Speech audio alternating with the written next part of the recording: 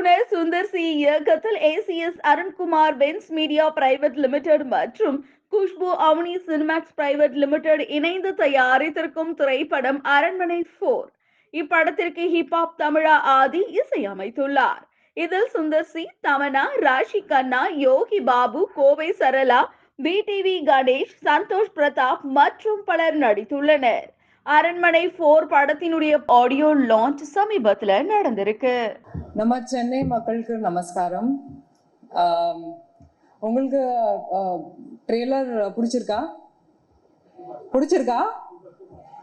I think this is one of the best trailers in all the Aranmanes that I have seen, and I have been a part of Aranmane 3. I think I personally loved it. Me and Tamanna were sitting and we were like, oh my god, we got scared looking at this. So we're really looking forward to Aranmane 4.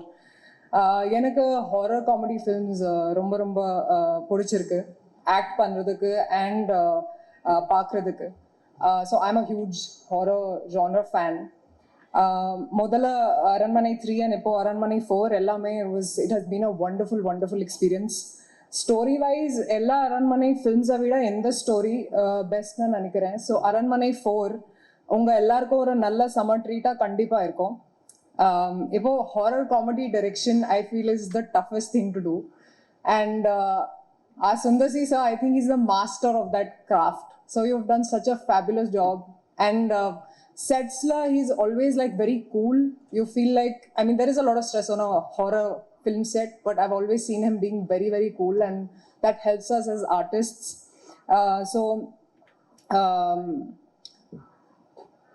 So Sundar sir, I'll say it in Tamil. So Sundar C sir romba nalla inda padam senjirkaru.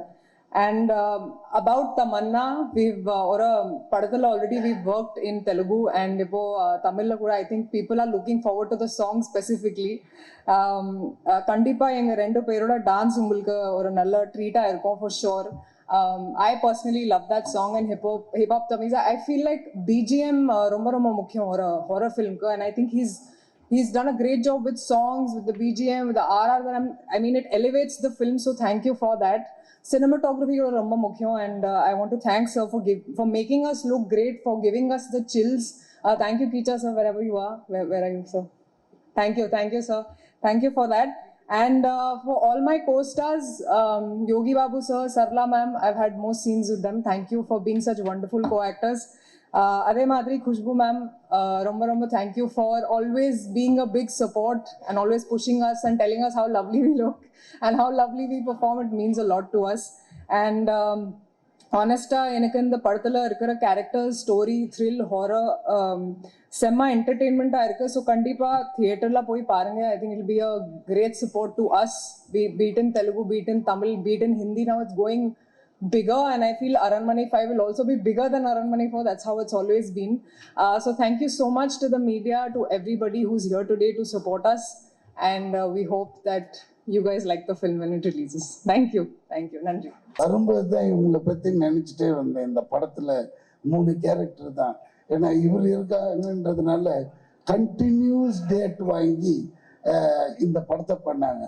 அந்த டயத்தில் நாங்கள் தெலுங்கில் வந்து பிரபாஸ் படம் பண்ணிகிட்ருக்கேன். இதில் ஒரு பெரிய எக்ஸ்பீரியன்ஸ் என்னென்னா, இந்த படத்தை பொறுத்த வரைக்கும் மேடத்துக்கு தெரியும், மீசையை எடுத்துருன்ட்டார். வந்ததும் ஐயோ தலைவா, அது தெரிஞ்சதுன்னா அங்கே பிரபாஸ் படத்துக்கு திரும்பி போகணும், மீசை எடுக்கவே முடியாது அப்படின்னு கேரவன் வந்துட்டு யோசிச்சேன், சரி கிளம்பி போயிடலாமான்னு.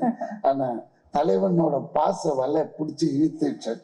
சரி பார்த்துக்கலாம் பிரபாஸ்லன்ட்டு மீசையை எடுத்து வேற லெவலில் பாபு கூட செம்ம சிங்க் ஆயிடுச்சு. நானே முதல்ல டவுட்டில் தான் பண்ணேன். செகண்டு தேர்டு எல்லாமே கேரளாவில் அந்த ஒரு பெரிய அரண்மனை செட்டப்பில். தேர்டு அப்படியே அந்த கேரக்டராகவே மாறிட்டேன். எப்படின்னா அந்த ஒரு கார்பெண்டர் கேரக்டர்.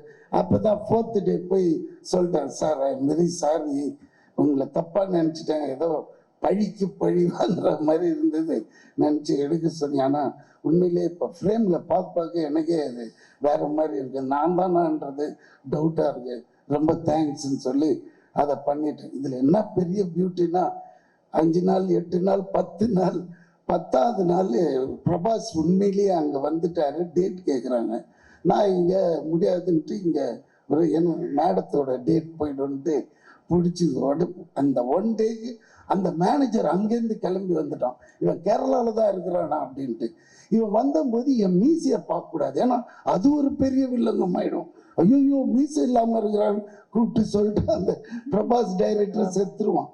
அதனால அவனை இப்படியே வச்சுட்டு இந்த கொரோனா டைம் வேற மாஸ்கை போட்டு அப்படியே ஏற்றி திருப்பி ஏர்போர்ட்டுக்கு அனுப்பிச்சி விட்டேன்.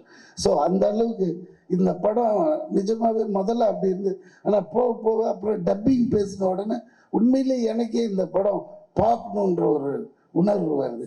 ரெண்டாவது சுந்தர் சார்கிட்ட வந்து பேய் தோற்றதில்லைன்னு, பேயை நம்பினால் தோற்றதில்லை ஒரு டைலாக் சொல்லுவார்.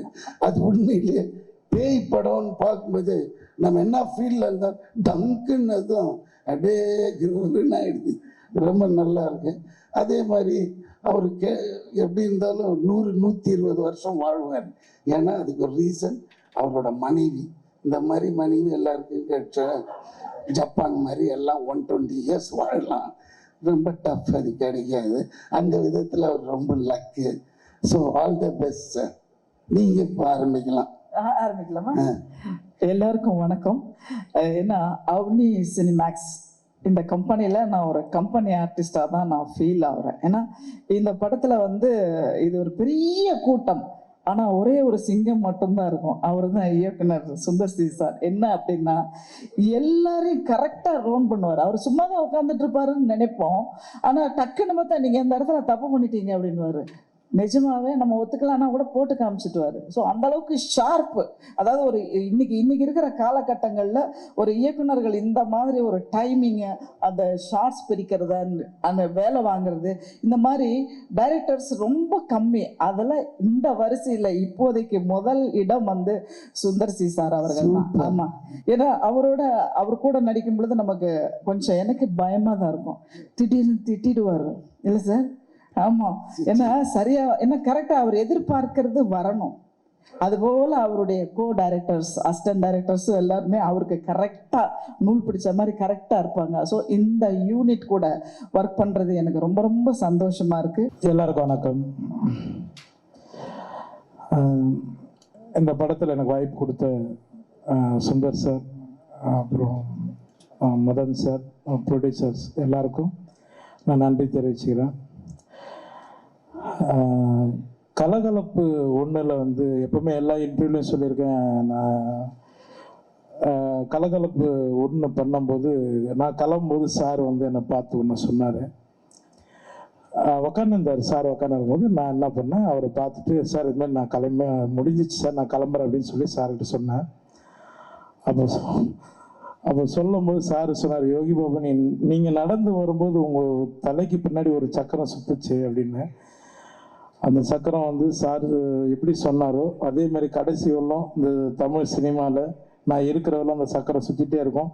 அந்த சக்கரத்தை வந்து சார் தான் சுற்றி வைக்கணும். ரொம்ப நன்றி சார். இதுக்கப்புறம் எனக்கு எதுவும் சொல்கிறதுக்கு வார்த்தைகள் இல்லை. டோட்டல் குஷ்பா மேடம், இதை நடித்த எல்லா நடிகர்களுக்கும் நான் நன்றி தெரிவிச்சுக்கிறேன். ரொம்ப ரொம்ப நன்றிங்க. தேங்க்யூ.